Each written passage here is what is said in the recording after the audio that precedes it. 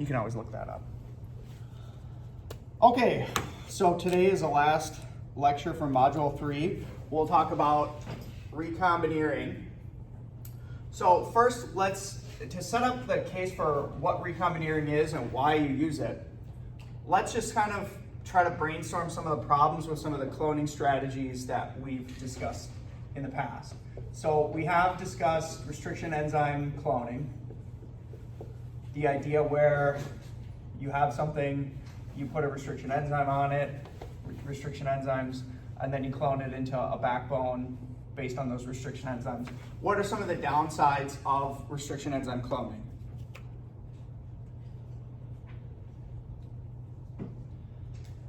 If you don't do it right, your gene can get cut in the wrong spot. So I wouldn't say not if you don't do it right, but I would say if you, well, yeah, I guess that's right. Like, yes, your gene can get cut under the condition where one of these sites is inside, but usually you check for that. So it's usually not an error. But what happens if you keep trying to clone bigger and bigger and bigger things? So imagine this was 1,000 base pairs. It's probably highly likely that you can do this cloning with 1 and 2. If this is 10,000 base pairs, it's much less likely that you can do this cloning because there's probably a restriction site inside. So as the thing that you're trying to clone gets longer and longer and longer, and if there's multiple things you need to clone, so like chunk 1, chunk 2, chunk 3, and you start to get way more restriction enzymes, etc., it becomes much more likely that one of these restriction enzymes either has a cut site here, here, here, or here in the backbone. So essentially, restriction enzyme cloning can only be used for, I would say probably, I mean, realistically, like things that are less than or equal to like 5,000 base pairs, you can typically restriction enzyme clone. Once you start to push over this, it starts to get really difficult. Okay. Another problem with restriction enzyme cloning, so if we list the problems, internal sites. Okay. Another problem that we discussed was these scars. So if I was going to clone, say, like a GFP fusion, so GFP is this gene, I'm going to put a restriction enzyme here, a restriction enzyme here, and let's say I'm going to do a GFP N-terminal fusion to gene X. So these are my restriction sites, and the backbone would have 1 and 3. Okay. Another downside to restriction enzyme cloning is if you were to construct this construct,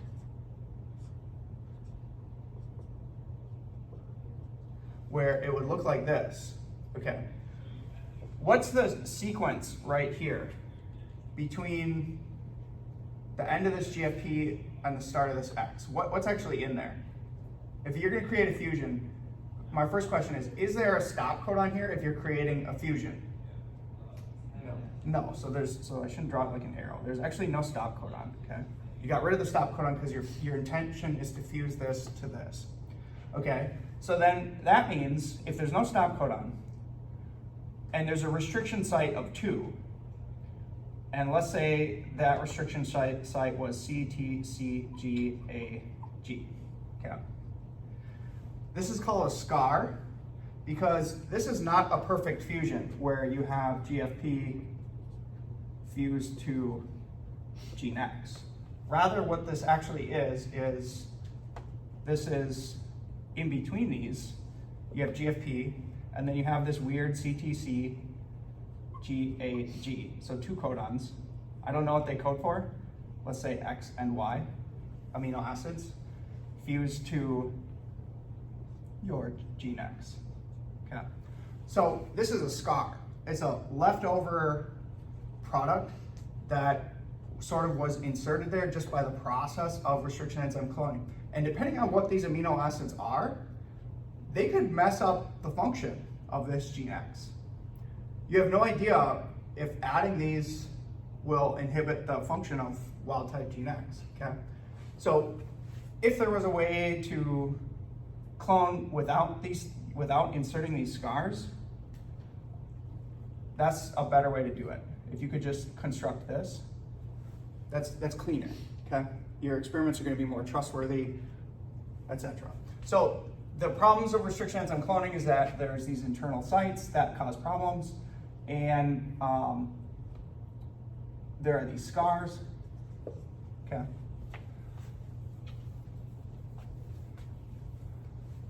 And then we talked about a few other sort of like techniques to kind of like do little things. So we kind of talked about site-directed mutagenesis, SLIM, Gibson assembly. Okay, and each of these things are techniques that have a specific purpose, right? Like site-directed mutagenesis was for changing a codon, and SLIM was for insertion or deletion of small things. And Gibson assembly was to clone without scars, multiple segments. Okay. So they all have their kind of like purposes and problems. There's one thing that none of these things can really do, which is the final thing that sometimes you might need to do is you might need to assemble very large chromosomes. So assembly of chromosomes. Okay. So most of this work is going to be inside of plasmids. All these techniques are going to be inside of plasmids, and a plasmid, a big plasmid, or a small plasmid is how large? So like P blue script, that was an example I gave. About how big is that one? Give me a rough guess. How many base pairs? 300? Really, 300? No, okay, so let's just quick review this then. I'm for sure gonna put this on the test then. So no, you really wanna know kind of like sizes. So like a small amplicon, actually let's start with an oligo. So how big is an oligo? How many like base pairs? About. Remember, oligo was essentially a PCR primer. I spent like 5 lectures talking about how to design PCR primers. 40? Yeah, that's a big oligo. Okay, so about 25 to, I don't know, maybe like 100. That's like about the size of like an oligo. Okay, small PCR amplicon. So you PCR some product, a small PCR amplicon is about 100 base pairs. A large PCR amplicon is about 5,000 base pairs. Okay, a typical prokaryotic gene, how big do you think a typical prokaryotic gene is? Take a guess. Probably like 8. That'd be a big gene. 8. That'd be like kind of like a wait 8,000. Is that what you're saying? 8,000. That's probably like a larger operon. A typical prokaryotic gene is probably something about 1,500 base pairs to maybe 3,000 base pairs. Right? Like you're going to see little genes and large genes. So there's going to be kind of like a standard distribution, but probably an average range is something around there. Okay. So then the next thing up in size would be a plasmid. Okay, plasmids are going to have, which was the original question, about 3,000 to 20,000 base pairs. Okay, this is a really, really large plasmid. That's a small plasmid. Beyond that, like there are some other things which this lecture does kind of discuss. There are what are called BACs and YACs. BAC stands for bacterial artificial chromosome. So it's like a second chromosome that you've engineered that's held by the E. coli. The YAC is a yeast artificial chromosome. So it's a second chromosome that you've engineered that is held onto by the yeast. Okay. These can typically be about 100, greater than 100,000 base pairs. Okay, so the importance of this list is you need to understand there's like a relative size of things that you need to deal with. And all the techniques that we've discussed so far are really only techniques that can be used at the less than 20,000 base pair level, okay? So if you're ever gonna engineer something that's greater than 20,000 base pairs, you start needing to use different tactics, okay? I'm gonna close this door.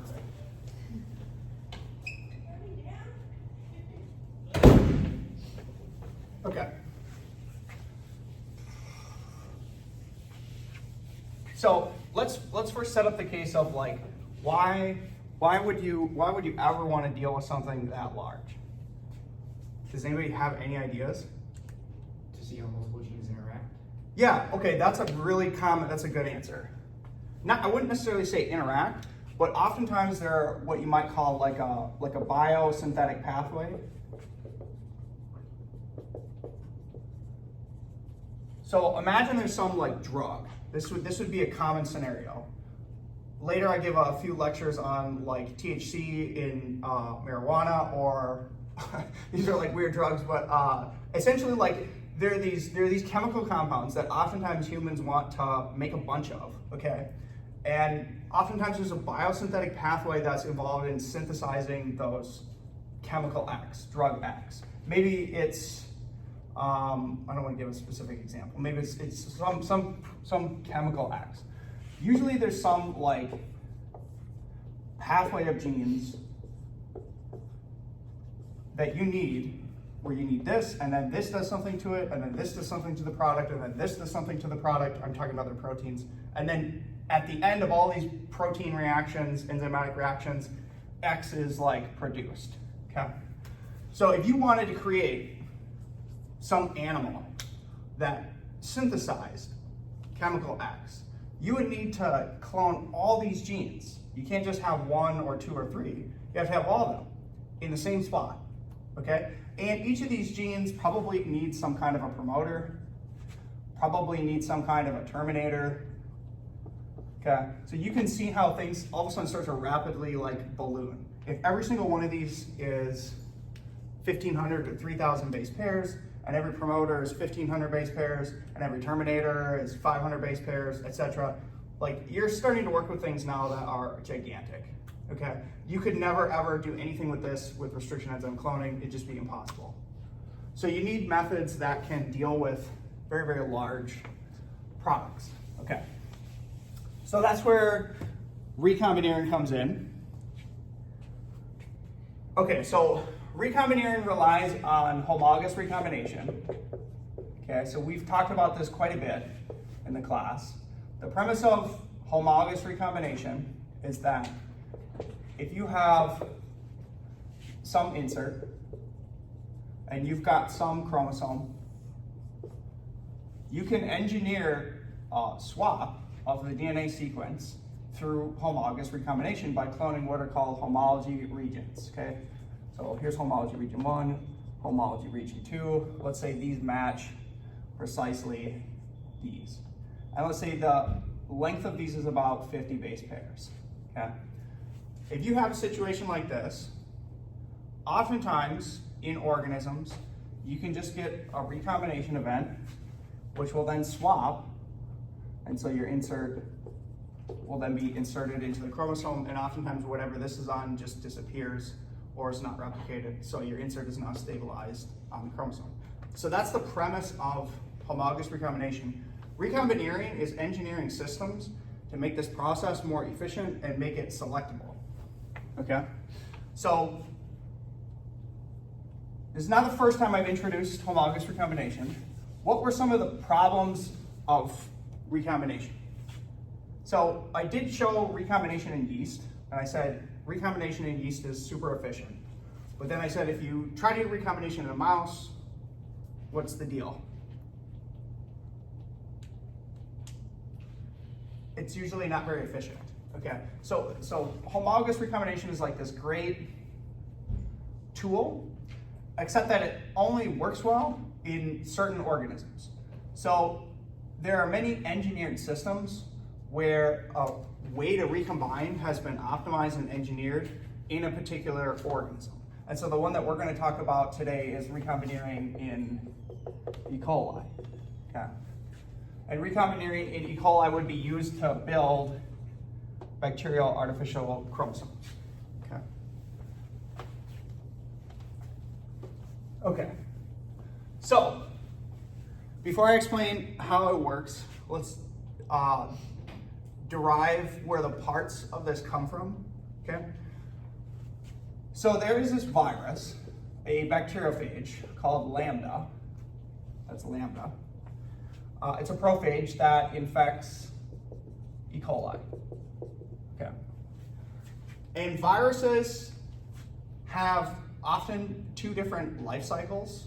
One of these is called the lytic phase, and the other is called the lysogenic phase. Okay. So lytic phase is when it kills the bacteria. How do viruses actually kill bacteria? I mean, it's a broad question, but in general, how do viruses actually kill bacteria? Don't they inject their genetic material into the bacteria? Yes, okay, that's a start. So they inject their genetic material, then what happens? They hijack the cell machinery to reproduce virus cells Yes. within it. Okay, so they start multiplying more viruses inside, and then how does the cell actually die? They put so many inside the cell bursts. Yes, that's okay. That's lysis, which is weird because there's a lysogenic phase. But in the lytic phase, that's exactly what's happening. The virus is injecting its material, or already injected its material. It's hijacked the polymerase, and the polymerase in the cell is replicating a whole bunch of messenger RNA from the virus. It's making proteins to assemble more virions. These are called virions. And eventually so many virions are occupying the cell that the cell explodes, okay? And releases these viruses out to go infect other cells, okay? That's one phase of lambda's life cycle.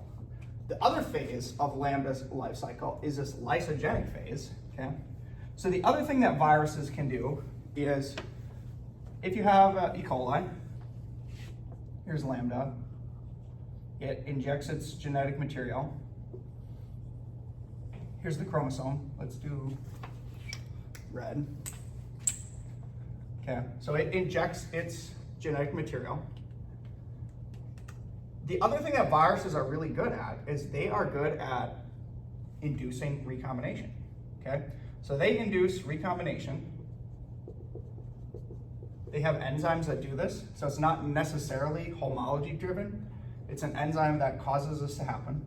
And they can integrate onto the chromosome, like that, okay? This is called lysogenic phase, when the virus genome is just integrated, recombined into the chromosome of the bacteria. Is this a problem for the bacteria? Like, what's actually happening here? Somebody walk me through, like, if this is a problem or not really a problem. Does the E. coli care? Probably. Well, I don't know if it. What would it care about and why? Well, it should be worried about something else using its energy for other purposes. That's not. Yes. So in this case, I mean, at least in some sense, this DNA is like a parasitic element. E. coli really has no interest in replicating this. Maybe there's weird scenarios where sometimes viruses can carry genes. And so there are weird scenarios where if the virus had a particular gene, there could establish like a symbiotic relationship if E. coli liked those genes. But most of the time, this is like a parasitic sequence of DNA that's just sitting there. And every time the cell replicates, it can't discriminate between this part of the DNA and this part of the DNA. So every time this cell replicates, it'll replicate one copy of the virus integrated into the genome. But on the other hand, which one's better for the E. coli? Like, you'd rather have this phase than this phase. Like, E. coli can survive with some parasites in its genome. It can't survive if it's constantly being lysed. Okay. So let me ask another question. In this case, you're getting maybe 1 copy per replication, or 2 copies per replication. So every time the cell replicates, you get a copy of this. In this case, you're getting maybe hundreds, thousands, many X times more copies. So why would the virus ever want to do this? Why wouldn't it just want to do this, where you get hundreds or thousands of copies every time? Is the lysogenic phase less prone to mutation? Well, viruses like to mutate. So viruses don't mind mutating very much, because there's so many of them that usually the mutations are either neutral, they don't do anything, or sometimes you'll get a better one. So they don't really mind mutating. It'd be just so they can go undetected for that period. You're real close. Yeah, that's close to the rationale. Okay, so think about like a population of, in this case now there's a population of bacteria.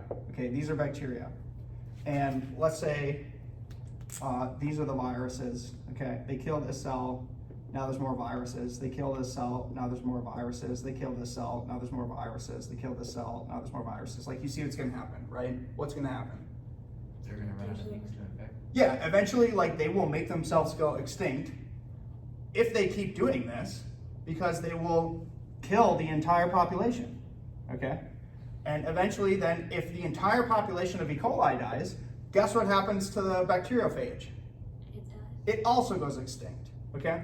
So you need to understand that there is like this, it's definitely like a parasitic relationship, but it is a relationship.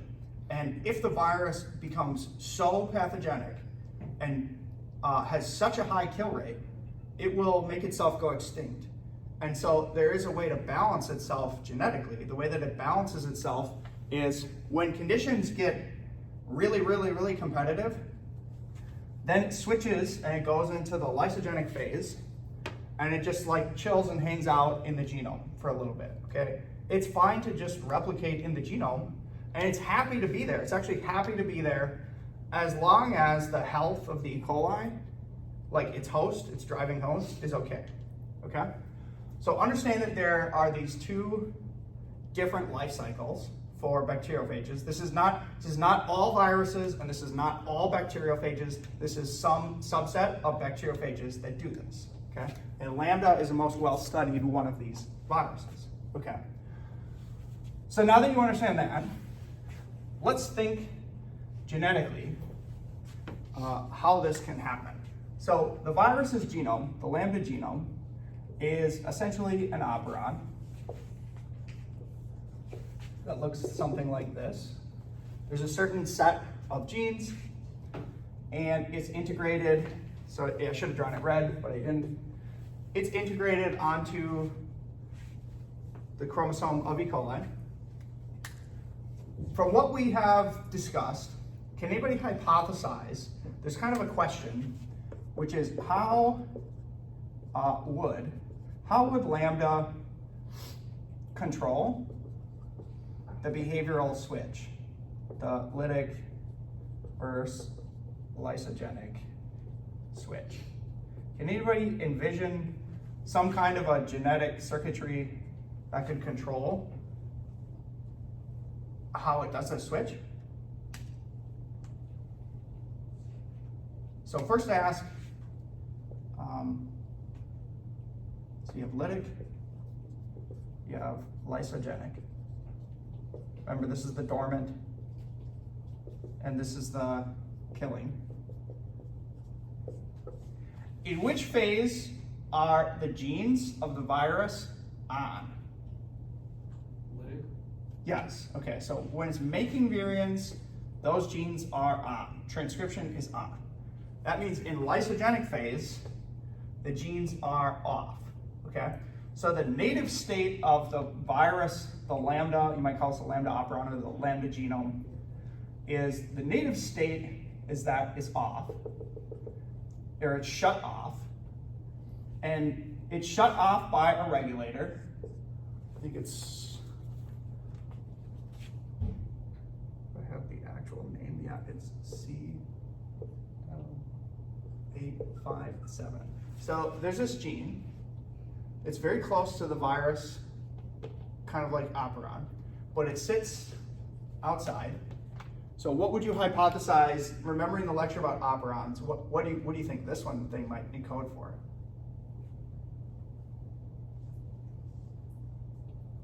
So because it's spatially removed from the actual core of the virion encoding parts, what does that make you think of that it might be doing? Or what might this gene be? So recall back in the lac operon, it looked something like this. There was lac Z, lac I, lac something else, and then there was a lac repressor outside. And this, what did this do?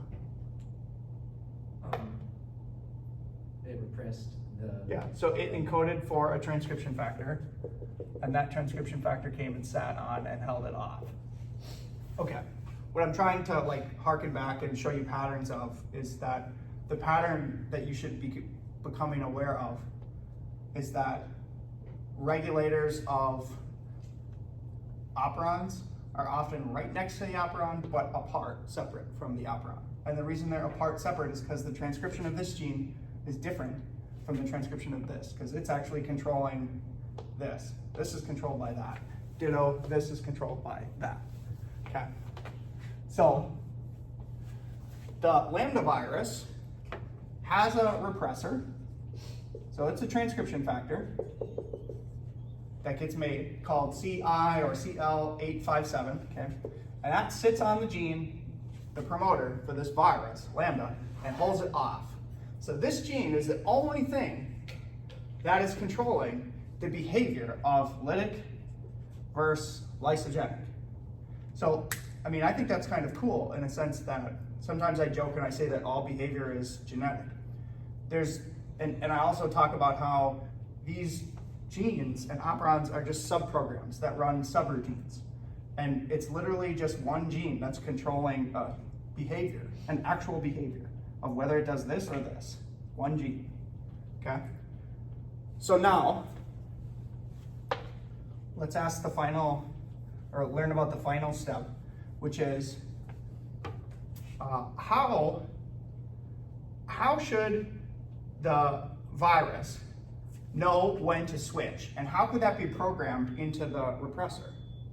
So if you want the virus to go to lytic phase, the transcription factor has to fall off and cause transcription. Okay, how could you encode that? When cell stress happens, like virus cell stress happens, Yes. something is produced that binds to the transcription factor to make it fall Yes. off the... So if you could program this transcription factor to just be receptive to some kind of measure of stress, as soon as that measure of stress appeared, the virus would know it's time to get out of here, okay? And the measure of stress for lambda is heat shock. So as long as it's not too hot, lambda is just kind of content to just like sit there. But as soon as conditions start to get real hot, the virus is not like that. And so when it gets too hot, the transcription factor falls off and then the genes turn on. So in this case, the circuitry here is, if you add heat shock turns everything on. And that's because this thing falls off when it's hot. And you can see, like, I don't know precisely at the molecular level how that's controlled. My hypothesis, and you can probably understand now, is that this is just a combination of amino acids that is less stable at a higher temperature. And so when it reaches a higher temperature, it just unconforms or defolds or something, changes conformational state, and then it can no longer bind onto the DNA and falls off. And then the RNA polymerase comes and starts making virions, okay? So heat shock turns this thing on. Okay. So we understand, I'll get to recombinating in a second. We understand the lambda virus. We understand there's these two different phases of the lambda virus. We understand that the behavior is entirely controlled by this repressor. and that this repressor is controlled by heat shock, okay? And the heat shock sends it into the lytic phase? Yes, the killing phase. Okay, so, I mean, since we brought it up, I might as well talk about this. This is actually kind of like a new promoter that will come up later in the class. This is a heat shock promoter. So this is the first case where we've seen a treatment that's not adding a chemical. So we've talked about in the lac promoter, you add IPTG. In the arabinose promoter, you add arabinose. Gal promoter, you add galactose. Those are all you add some ligand, something happens. This is the first promoter where you change a condition and then expression turns on. And heat shock promoters are quite useful. You'll see them come up in the literature quite a bit. So just kind of like file that away. Okay. Okay, now the important genes you need to know. So within lambda, there are 3 genes that are important for recombination. I don't know exactly where they are. This is not an exact precise diagram of lambda, okay? But one of these is exo, one of these is beta, and one of these is gamma. These are their names, the genes' names, okay? And these 3 genes in the virus have evolved to promote recombination. So remember that the virus likes recombination because it can integrate its genome through that mechanism. So it's got its own genes that can do this, okay? So what they do is, imagine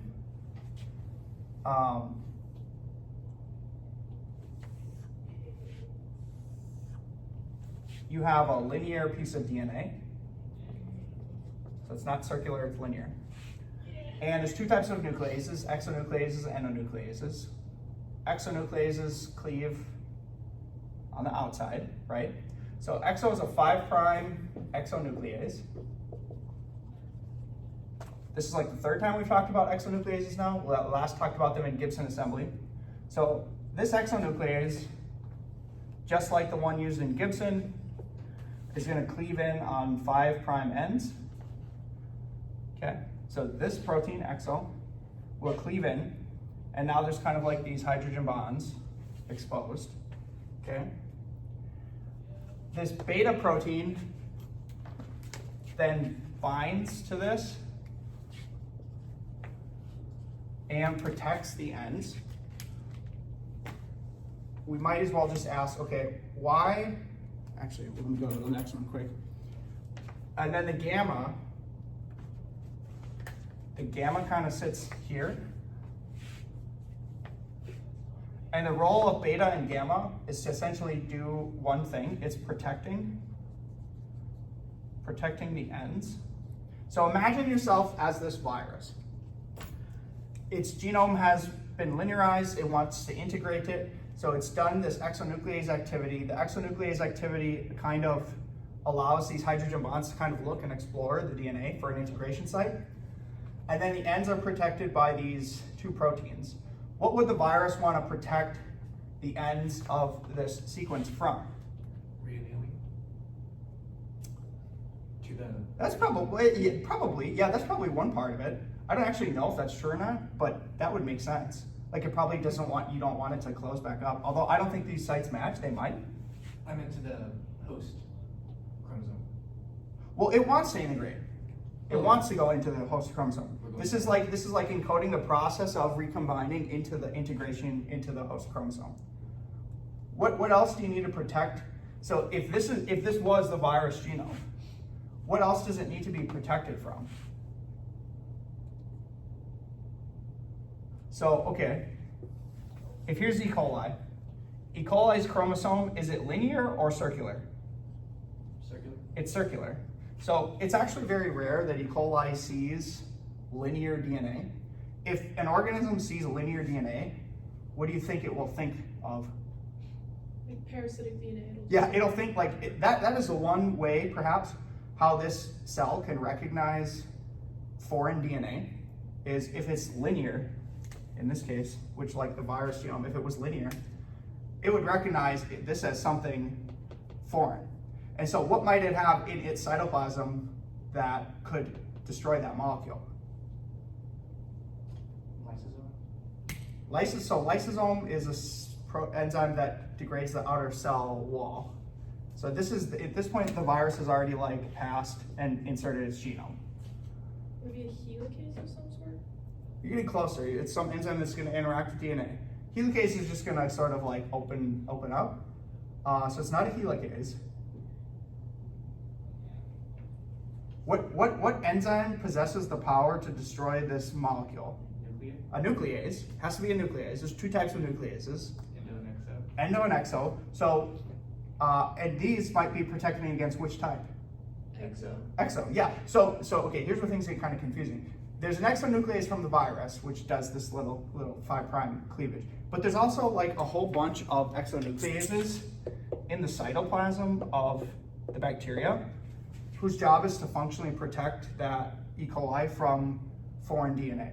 And so when they see foreign DNA that's linear, they will chop it up from the outsides in.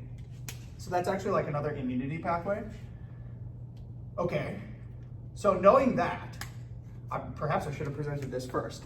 Knowing that, one of the problems of trying to recombine in E. coli is precisely that. If you were trying to transform, let's say you were trying to transform in a PCR amplicon that you wanted to recombine. So you had your homology region 1, homology region 2. This is some gene. And you're going to put that in here, into the E. coli, and you're going to hope you're going to get some recombination event onto the chromosome. One of the biggest problems that you encounter is when you do this transformation, there's all these exonucleases that will just see that immediately and just destroy it. They'll just chew it up, okay? So it's hard to get recombinants in E. coli because of those innate defensive capabilities. But Lambda has evolved to solve that problem by utilizing these 3 genes, okay? And so these genes set up the case where you can utilize this system to induce or make the efficiency of recombineering much higher. So if you have these proteins, okay, and you try to do that reaction again, where you have, say, your PCR amplicon, homology region 1, homology region 2, and if in this cell you have beta and the gamma and the exo, these are proteins being expressed in the cytoplasm of that cell. If you transform this in, these proteins will treat this amplicon as if it was the genome of Lambda. And so they'll protect it, they'll open it up on the ends to allow for like strand invasion, and that can promote recombination, okay?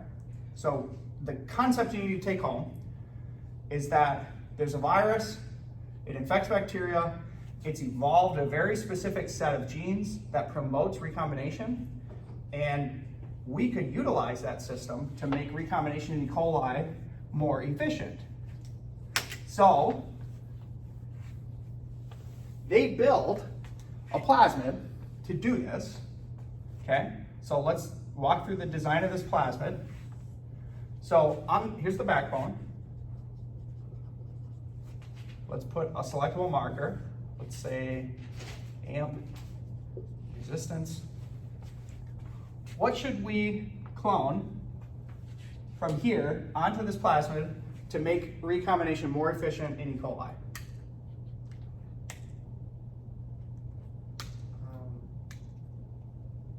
Would you have to clone in genes for beta and gamma? Or is that something that it would find once it gets into? No, that's exactly right, but you missed one. What you just said 2. But instead of 2, you actually want All 3. all 3. Yeah, that's exactly right. So what these engineers did, the first people to do this, is they just recognized that this was like, again, lots of biotechnology is just finding a situation in biology where this system is utilized, and then they understand how it works and they hijack it for engineering. So all they did is they just would make primers. They would clone this section. So you have your beta, exo, gamma, write it wrong. Order doesn't really matter in this case. Okay. Put it onto the backbone. And what would be a nice promoter you could use from the system? A heat. Yeah, so they just took, it's almost like they just took, like early on, they're just taking parts of this phage because they know that the phage can do this. So they took this heat shock promoter, and if you take the heat shock promoter, you also need the repressor. Okay, so you build a plasmid that looks like this, and you put it in E. coli. Okay, I'm going to erase this. So you build a plasmid that looks like this, you put it in E. coli, and you want to utilize this to stimulate recombination. So what do you have to do to the cell then to stimulate recombination? Heat shock? Yeah, you just heat shock, okay? So the steps then to get recombination is, one, you would PCR some amplicon. So whatever you wanted to insert, let's say you wanted to insert a kanamycin resistance cassette. This is a common thing because you could select for this, okay? And let's say you wanted to do a targeted knockout, site-directed knockout. So I'm going to draw the E. coli chromosome. Here's the E. coli chromosome. And let's say on the E. coli chromosome is gene Y. Okay. Let's develop a strategy to make a deletion of gene Y. All you would need to do is make a primer like this, a primer like this. Those primers, on the ends, you tack on homology region 1. So you look at the sequence in the DNA, figure out what that sequence is. You put that sequence right here onto your primer. Then look at this region, homology region 2. What is that sequence? 50 base pairs, abouts. Take that sequence, put that right here, homology region 2, okay? Then you would run your PCR. That's what I mean by step 1 is prepare this PCR amplicon, okay? So you run this PCR, that would generate this product. It's double-stranded, so it would look like this. That encodes for a kanamycin resistance cassette. Step 2, transform this. So this is a linear amplicon. So you're putting this inside. That's the transformation. Okay? Then once this is inside, step 3, you heat shock. Okay? So you heat shock, that activates this plasmid.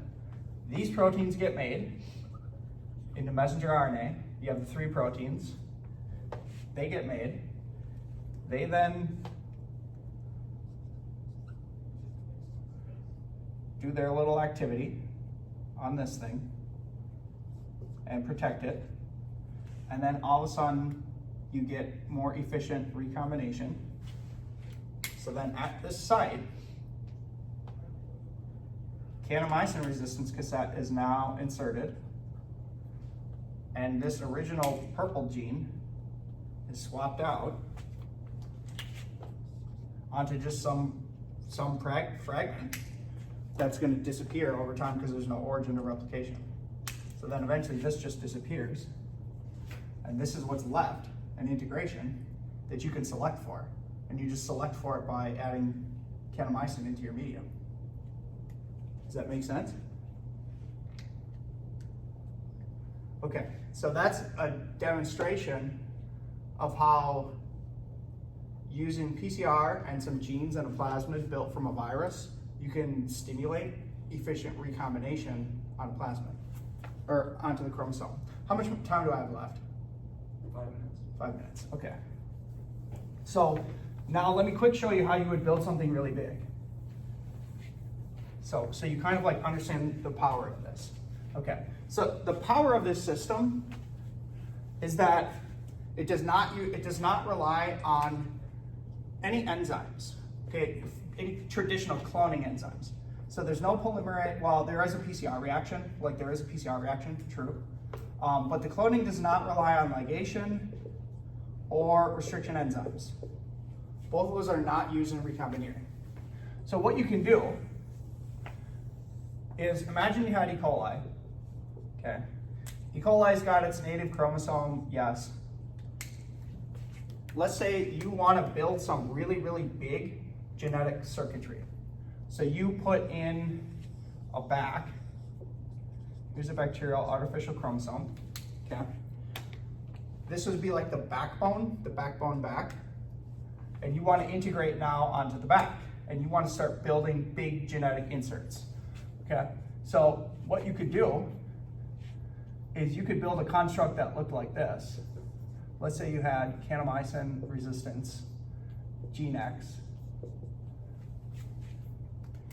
and let's say you're going to first insert right here, 1, 2.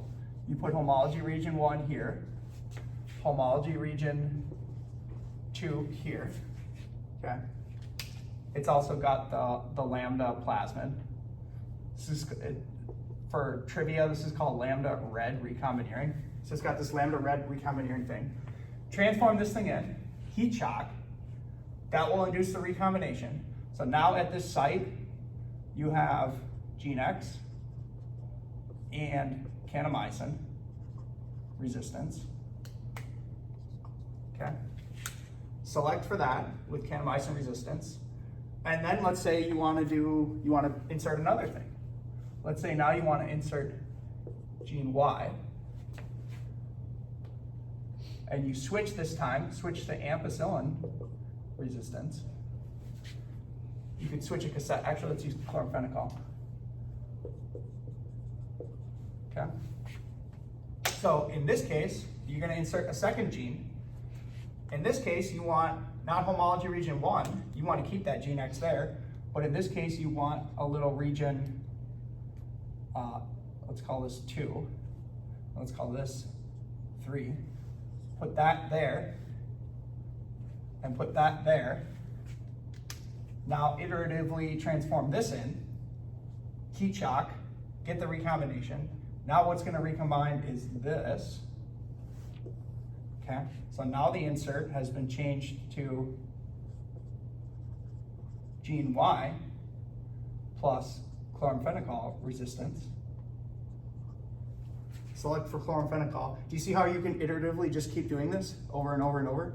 So you can start building out longer and longer and longer inserts, and then in the next step you just switch back to the chloramphenicol, or I mean the kanamycin. So you're just switching antibiotic cassettes, and you're inserting things one at a time, progressively building this longer and longer thing, all through recombination, not requiring any restriction sites. Does that kind of make sense? Okay. So here's what you need to remember for the test. The 3 proteins, what they do, the heat shock detail, the idea that if you had a very, very large insert that you needed to construct that was greater than 20,000 base pairs, that recombineering would probably be the way to go. That's kind of like the big idea that you want to remember for the test. I won't have you like designing PCR primers or like recombination strategies, but you should understand that that's what can be done. Any questions? Okay, so